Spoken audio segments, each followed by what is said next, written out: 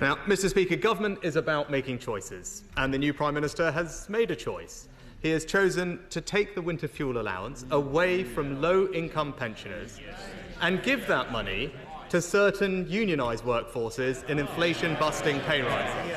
This government was elected to clear up the mess left by the party opposition and to bring about the change that the country desperately needs.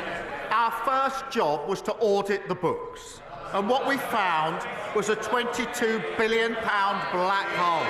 Mr. Speaker, the Prime Minister also inherited inflation back at target, interest rates being cut, unemployment low, and indeed the fastest growing economy in the G7, Mr. Speaker. But that's not the point, because the Prime Minister now has to start taking responsibility for his own decision. And if, as he says, the public finances are a priority, it was his decision, and his decision alone, to award a train driver on £65,000 a pay rise of almost £10,000. And it was also his decision that a pensioner living on just £13,000 will have their winter fuel allowance removed.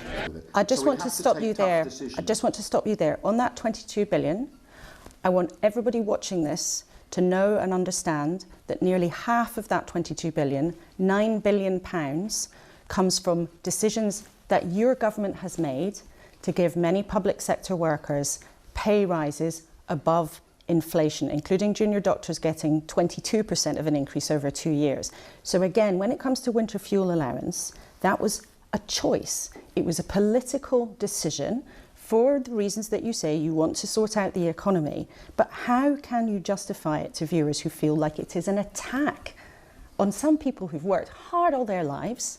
They're not wealthy, they don't have money to spare, and this year, if it's cold, they're going to be looking at the thermostat and wondering if they can pay their bills. Let me take that head on, because it's a really important point. The last government set up the pay review mechanism, as every government does every year. And they set the framework for that, and they knew that the pay review recommendations would come back. What they didn't do was allocate any money at all to the outcome. Now, that is not a good way to approach pay settlements. Of course, there was a number allocated, they just didn't put it on the books. Can I deal with the second point, because I think it is important, on winter fuel allowance? This is really tough, and I do get that it's tough. It's not easy, and no Prime Minister wants to take a decision like this. But the winter fuel payments are now to be targeted. They were untargeted before. And I think everybody thought that wasn't a particularly good system, so it needed to be targeted. Obviously, those most in need will continue to get the payment.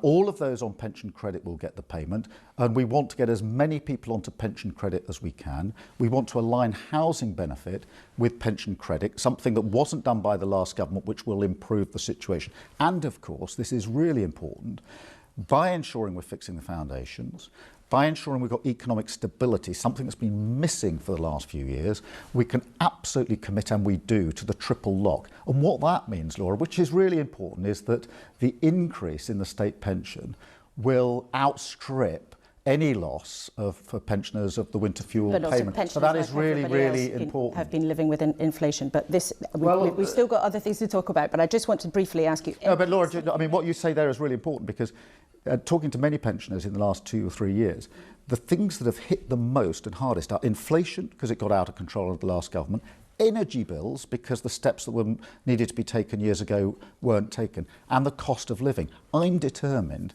that no pensioner will ever be put through that before. That's why we're fixing the foundations now, tough though that may be. That we inherited absolute chaos from the party opposite.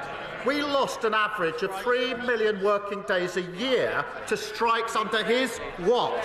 And you cannot fix the economy if the trains don't work, and you can't fix the economy if the NHS isn't working.